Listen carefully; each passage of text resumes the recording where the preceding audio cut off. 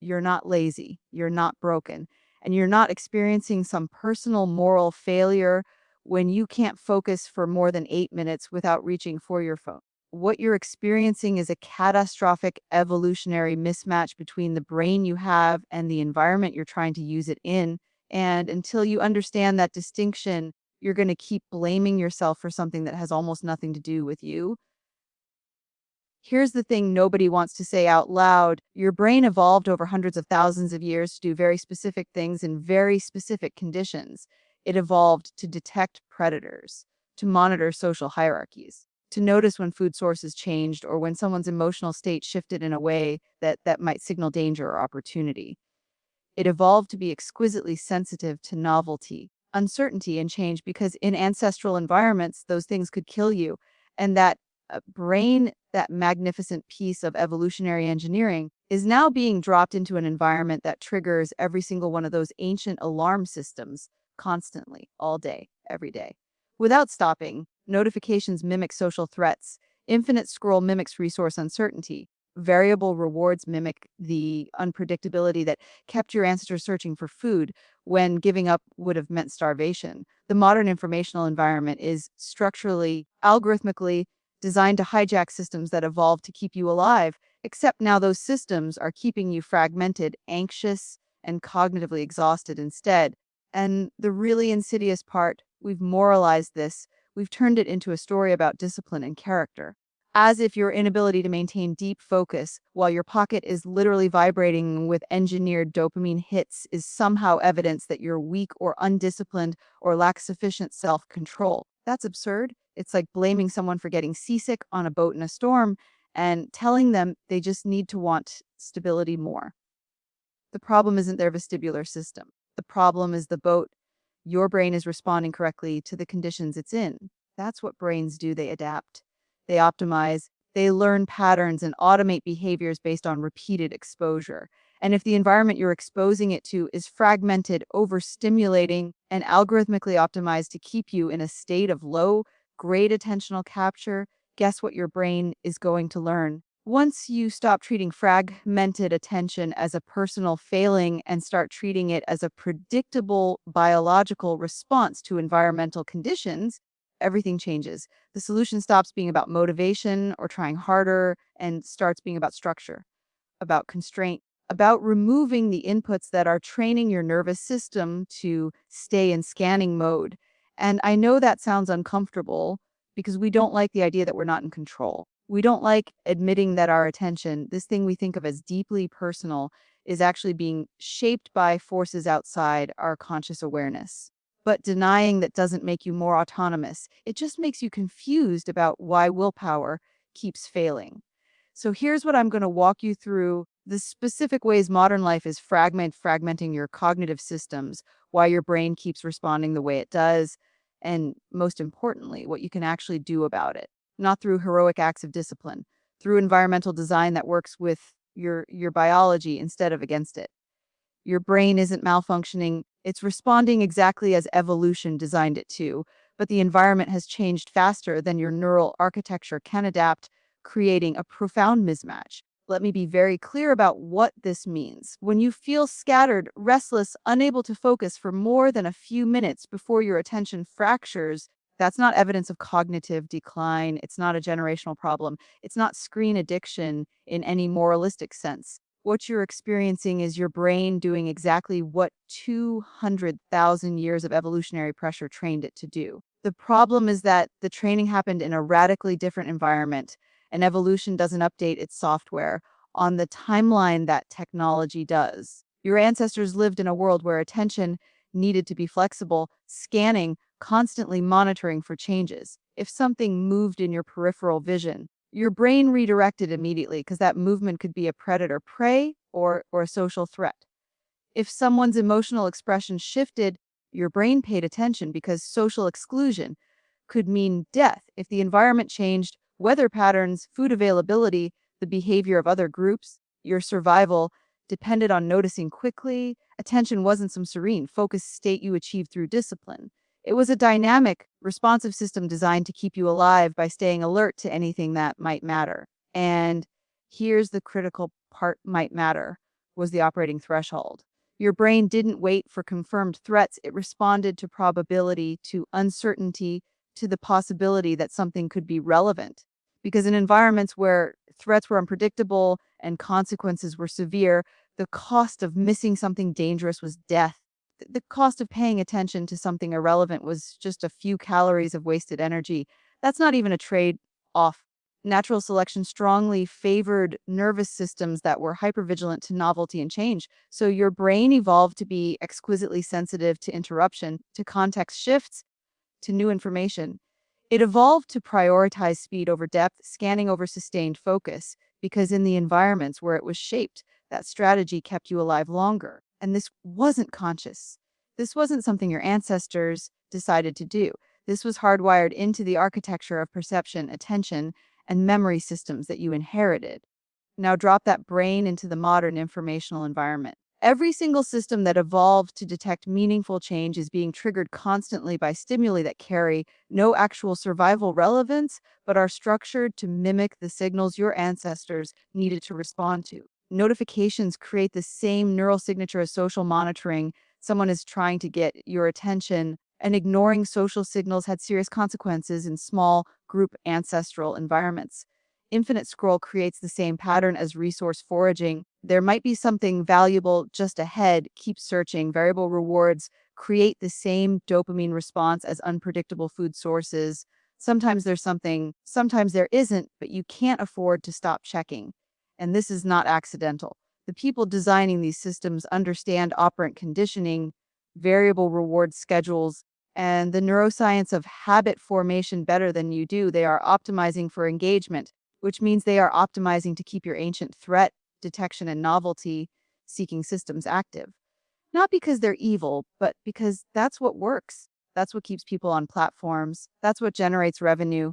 The evolutionary mismatch is this: your brain is running software designed for a world where interruptions were rare and almost always meaningful, where novelty indicated genuine environmental change, where social signals came from a stable group of maybe 150 people whose opinions and behaviors actually affected your survival. And that brain is now operating in a world where interruptions are constant and rarely meaningful, where novelty is algorithmically generated and infinite, where social signals come from thousands of people you've never met and never will. Your nervous system can't tell the difference. It wasn't designed to.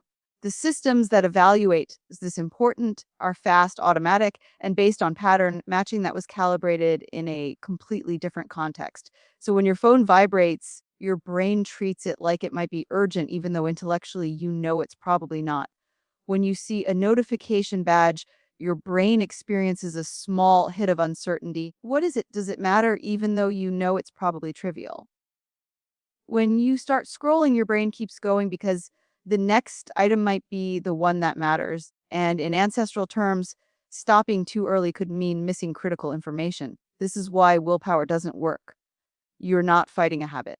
You're fighting millions of years of evolutionary optimization that's being deliberately triggered by environmental design.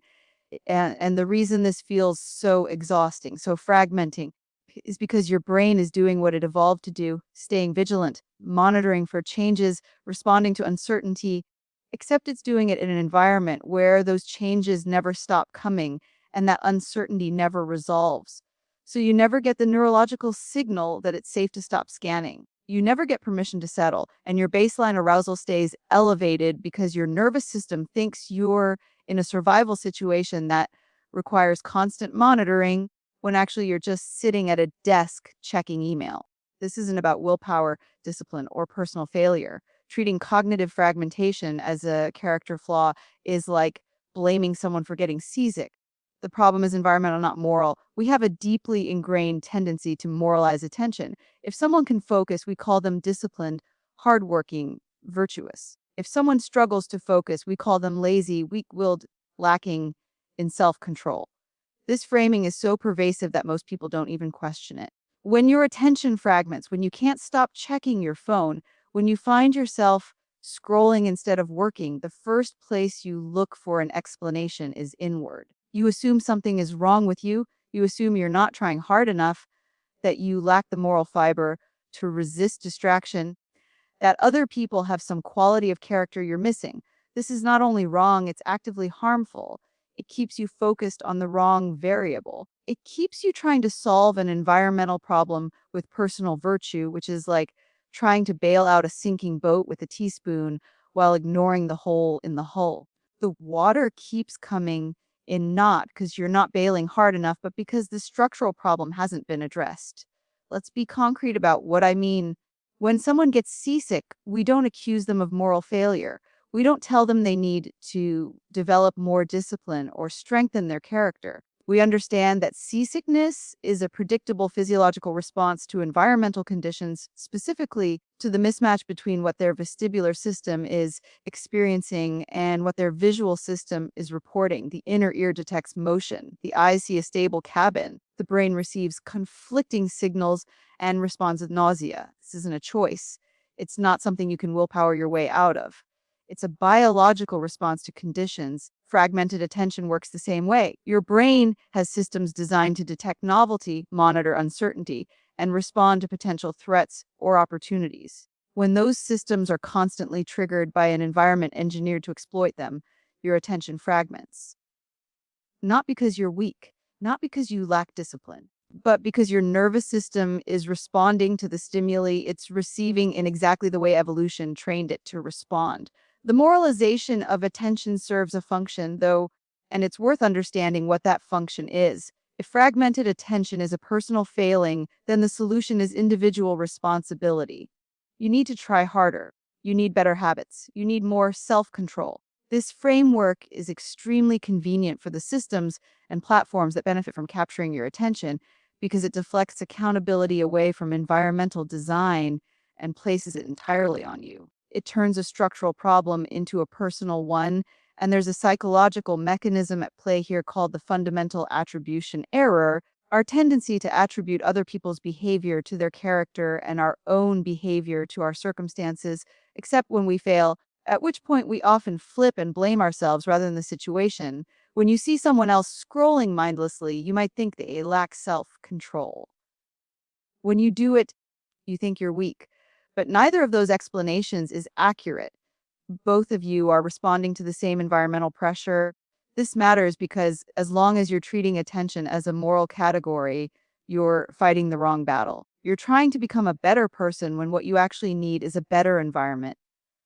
You're investing energy in guilt, self criticism, and repeated attempts at willpower based solutions that fail predictably because willpower is a limited metabolic resource that depletes with use. Every time you resist a distraction, you're spending cognitive energy. Every time you override an impulse, you're drawing down a finite reserve. And in an environment with constant triggers, you run out of willpower long before you run out of distractions.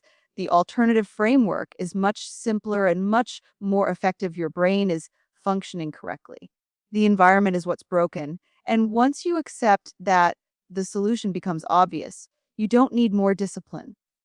You don't need to become a different kind of person.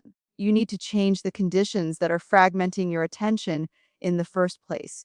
You need to remove triggers, create friction between impulse and action, and design an environment where sustained attention is easy instead of constantly fighting environmental pressure that makes it hard. Ground the explanation in specific evolutionary adaptations, novelty detection, threat scanning, social monitoring that made perfect sense for 200,000 years and catastrophic sense now. Evolution doesn't care about your productivity. It doesn't care about your ability to write a report, finish a project, or maintain focus during a meeting. Evolution cares about one thing: did your ancestors survive long enough to reproduce? And the cognitive systems you inherited were shaped entirely by that single criterion. If a mental adaptation helped your ancestors stay alive and pass on their genes, it got selected for. If it didn't, it disappeared. This is not a value judgment. It's just how selection pressure works over geological timescales. The specific adaptations we're talking about, novelty detection, threat scanning, social monitoring, were absolutely critical for survival in ancestral environments. Let's start with novelty detection. Your brain is hardwired to notice when something changes, a sound you haven't heard before, a movement in your peripheral vision, a shift in pattern or routine. This wasn't optional. In environments where predators existed, where food sources were unpredictable, where weather could turn dangerous without warning. Noticing change quickly was the difference between life and death. If a rustle in the grass meant a snake and you ignored it, you didn't get a second chance. If a shift in the wind meant a storm and you didn't seek shelter, you died. Your ancestors who were good at detecting novelty survived. The ones who weren't didn't make it into your family tree. So your brain evolved to be exquisitely sensitive to anything new or unexpected. Not just sensitive, prioritizing. When something novel appears in your environment, your attention gets pulled toward it automatically, involuntarily, before conscious thought even happens.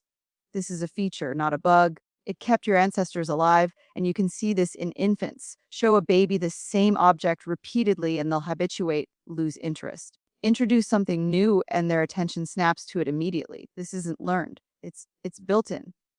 Now let's talk about threat scanning. Your ancestors lived in a world with actual physical danger. Lions, rival groups, environmental hazards, starvation. The nervous system that survived was the one that stayed alert, that monitored the environment constantly for signs of potential threat. This is why your brain has a negativity bias, why threatening information captures attention more strongly than positive information, why you remember insults more vividly than compliments. Why a single negative comment can dominate your thoughts, even when surrounded by positive feedback.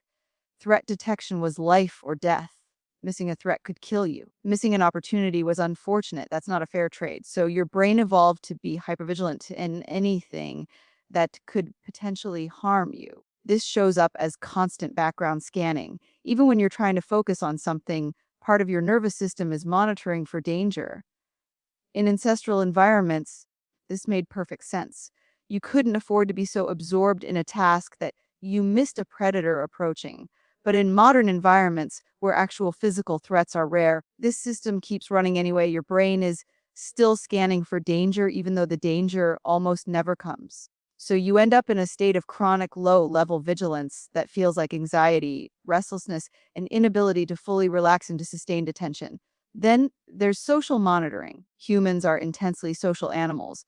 Your survival in ancestral environments depended almost entirely on your position within a group. Being excluded from the tribe was essentially a death sentence. So your brain evolved incredibly sophisticated systems for tracking social information. Who's allied with whom? Who has status? Who's angry at you? Who might be planning to undermine you? What other people think of you? This wasn't vanity. This was survival. Your social position determined your access to resources, protection, mating opportunities, everything that mattered for genetic success. So your brain is constantly monitoring social signals, facial expressions, tone of voice, body language, signs of approval or disapproval. And this happens automatically below conscious awareness because it needed to happen fast. You couldn't afford to miss a subtle shift in someone's emotional state that might signal a change in alliance or status. This is why social rejection activates the same neural circuits as physical pain. Why being ignored or excluded feels genuinely distressing. Why you check to see if people liked your post, responded to your message, noticed what you said. It's not shallow, it's deeply evolutionary. Now, here's where it goes catastrophically wrong. These three systems, novelty detection, threat scanning, social monitoring, are all still running at full capacity in your brain. But the environment has changed completely. Novelty is now infinite and artificially generated. Notifications, updates, feeds, all designed to trigger your novelty detection system constantly. Threat scanning runs nonstop because the environment never signals safety. There's always another email, another deadline, another source of uncertainty. And social monitoring is being exploited by platforms that deliver social signals from thousands of people, none of whom actually matter to your survival, but your brain can't tell the difference. So you have Stone Age neural architecture trying to navigate an information age environment, and the result is predictable cognitive exhaustion, fragmented attention, chronic stress, and the subjective feeling that your brain isn't working properly when actually it's working exactly as designed in an environment it was never designed for. Be blunt about the structural forces at play. Attention is literally being monetized. Your dopamine system is being exploited for profit.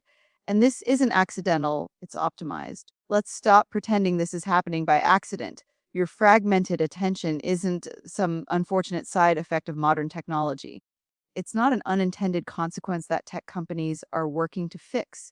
Your attention is the product, it's what's being sold. And the fragmentation you're experiencing is the result of deliberate, sophisticated, scientifically informed design choices aimed at maximizing the amount of you spend engaged with platforms because that engagement translates directly into revenue. This is not a conspiracy theory. This is a business model. And it's worth understanding exactly how it works because once you see it clearly, you can't unsee it. The fundamental mechanism is simple: platforms make money by selling your attention to advertisers. The longer you stay on the platform, the more ads you see, the more data gets collected about your behavior, and the more valuable you become as a product. So, the optimization problem these companies are solving is how to keep you engaged as long as possible, not how to make your life better, not how to help you accomplish your goals, how to keep you scrolling, clicking, watching, interacting. And they're very, very good at solving this problem because they have resources you don't.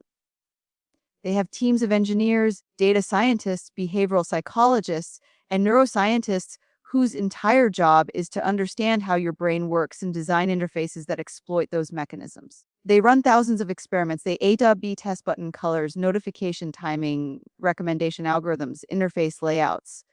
They measure everything: click through rates, session duration, return frequency, and they optimize relentlessly toward keeping you engaged. The specific mechanisms they're exploiting are not mysterious.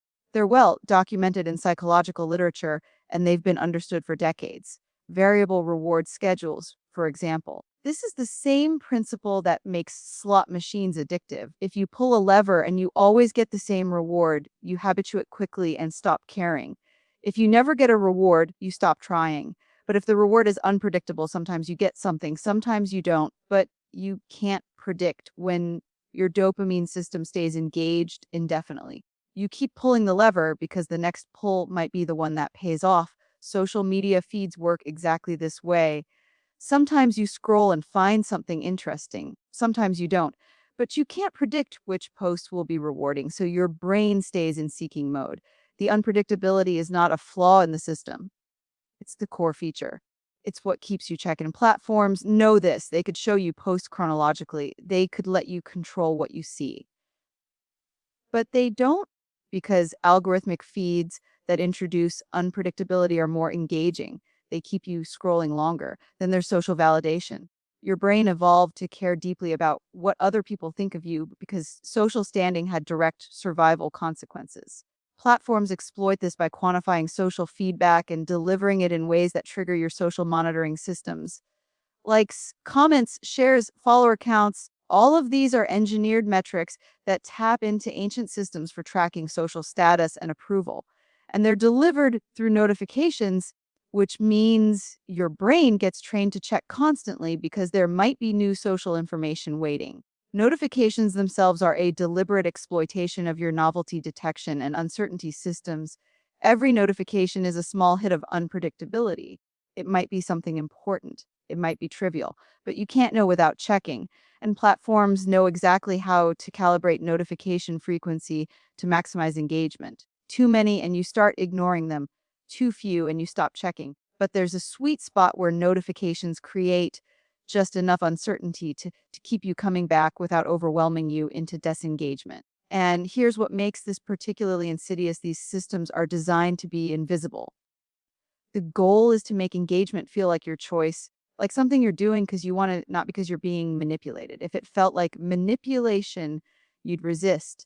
So the design is subtle. The mechanisms operate below conscious awareness, and the overall experience is engineered to feel frictionless and natural, even though every element has been optimized to capture and hold your attention. This matters because it means you're not fighting a fair fight. You're not struggling with attention because you lack discipline. You're struggling because you're up against billion-dollar companies that employ some of the smartest people in the world to solve the problem of how to keep you engaged. And they have decades of behavioral research and real-time data from billions of users to inform their optimization. You have willpower. They have algorithms trained on your behavior and the behavior of everyone like you, and they're winning.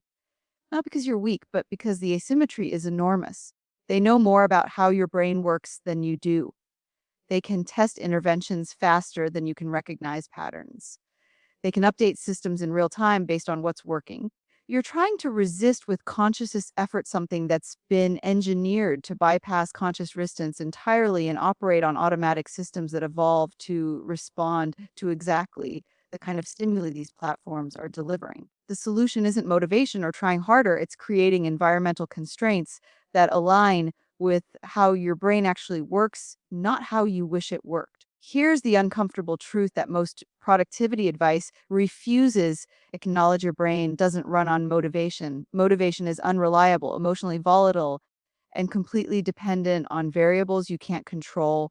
How much sleep you got, your blood sugar levels, whether something stressful happened that morning, whether you're fighting off an infection your immune system hasn't consciously registered yet. Some days you wake up motivated, other days you don't. And if your ability to function depends on motivation showing up consistently, you're building your life on sand. The alternative is structure, environmental design, constraint. These words sound restrictive and unpleasant, which is exactly why most people resist this solution. We've been culturally conditioned to believe that freedom means unlimited options. That constraint is the opposite of autonomy. That designing your environment to make certain behaviors easier and others harder is somehow admitting defeat. But this is backwards. Constraint isn't the enemy of agency. Constraint is what makes agency possible. Let me be specific about what this means. Your brain is a biological system that responds to inputs. It adapts to whatever environment it's repeatedly exposed to. If your environment constantly fragments your attention, your brain will become good at fragmentation. If your environment supports sustained focus, your brain will adapt to that instead. This isn't a metaphor. This is neuroplasticity. Every time you respond to a distraction, you strengthen the neural pathways that make responding to distraction easier next time. Every time you maintain focus despite an impulse to check something, you strengthen the pathways that support sustained attention. Your brain is learning constantly based on what you actually do, not what you intend to do. So the question isn't how do I become more disciplined? The question is how do I design an environment where the behavior I want is easier than the behavior I'm trying to avoid. This is about friction. Every behavior has an associated cost in terms of effort, and your brain is exquisitely sensitive to these costs.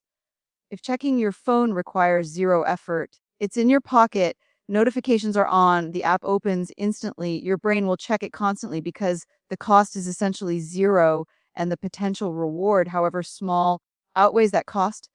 If checking your phone requires effort, the phone is in another room, you have to stand up, walk over, unlock it, open the app. Suddenly, the cost benefit calculation changes. The reward hasn't changed, but the cost has, and your brain makes different choices. This is not about willpower. This is about economics. Behavioral economics at the neurological level. You're not fighting your impulses with moral strength. You're changing the price of different behaviors so that your automatic systems make different calculations. And this works reliably because your brain is always optimizing for the path of least resistance. Always. That's not a character flaw. That's metabolic efficiency. Your brain is trying to conserve energy, and it does that by automating behaviors that get repeated in stable contexts and choosing low cost options when multiple behaviors are available. Environmental constraint also does something else that motivation can't. It removes decision points.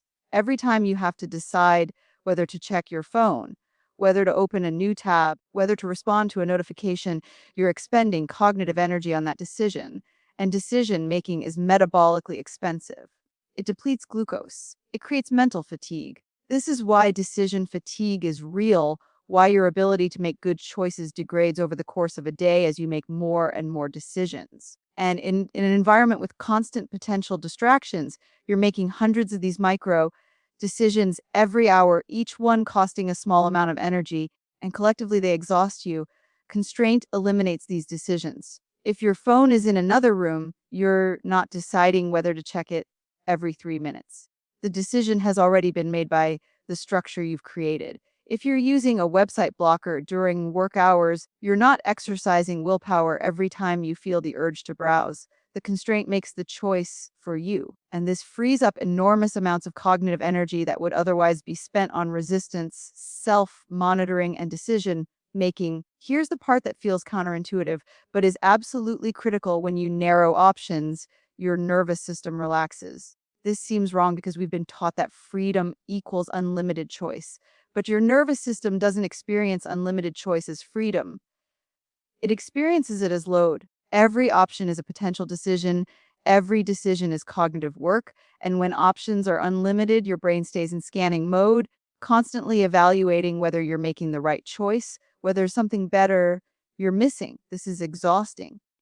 It prevents depth. It keeps you in a state of low level anxiety. When options narrow, when boundaries are clear, when the decision is already made by structure rather than being constantly relitigated by willpower, your brain stops scanning, it settles. It commits. And this is where sustained attention becomes possible, not because you've developed superhuman discipline, but because the environment you're operating in makes sustained attention the path of least resistance instead of a constant battle against environmental pressure pulling you in 10 directions simultaneously. So here's what this all comes down to. Your brain is not the problem, the fragmentation you're experiencing, the restlessness, the inability to focus the way you used to. None of that is evidence that something is fundamentally wrong with you. What's wrong is the mismatch. You have a Stone Age brain trying to operate in an information age environment, and that brain is doing exactly what 200,000 years of evolution trained it to do. It's detecting novelty because novelty used to signal danger or opportunity. It's scanning for threats because threats used to be real and physical and immediate. It's monitoring social signals because social exclusion used to mean death. Your brain isn't broken. It's responding correctly to conditions it was never designed to handle. And the moment you stop treating attention as a moral category and start treating it as a biological response to environmental pressure, everything changes because now the solution becomes obvious. You don't need more discipline. You don't need to become a different person. You don't need to wait until you feel motivated enough or strong enough or focused enough to start. You need to change the conditions, remove the triggers, create friction between impulse and action. Design an environment where sustained attention is the path of least resistance instead of a constant uphill battle against systems that are literally optimized to fragment you. And I know this sounds simple, maybe too simple, but simple doesn't mean easy, and it definitely doesn't mean insignificant. The truth is, most people will keep blaming themselves. They'll keep trying to solve an environmental problem with personal virtue. They'll keep believing that if they just wanted it badly enough, tried hard enough, cared enough, they'd be able to focus, and they'll keep failing. Not because they're weak, but because they're fighting the wrong battle.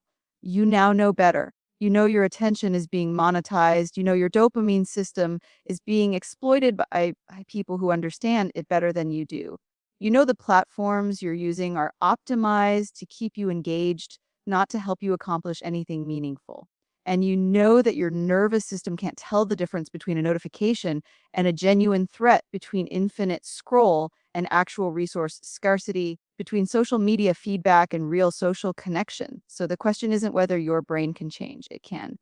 Neuroplasticity is real. Your brain adapts to whatever environment you expose it to reliably, predictably, whether you're paying attention or not. The question is, will you change the environment?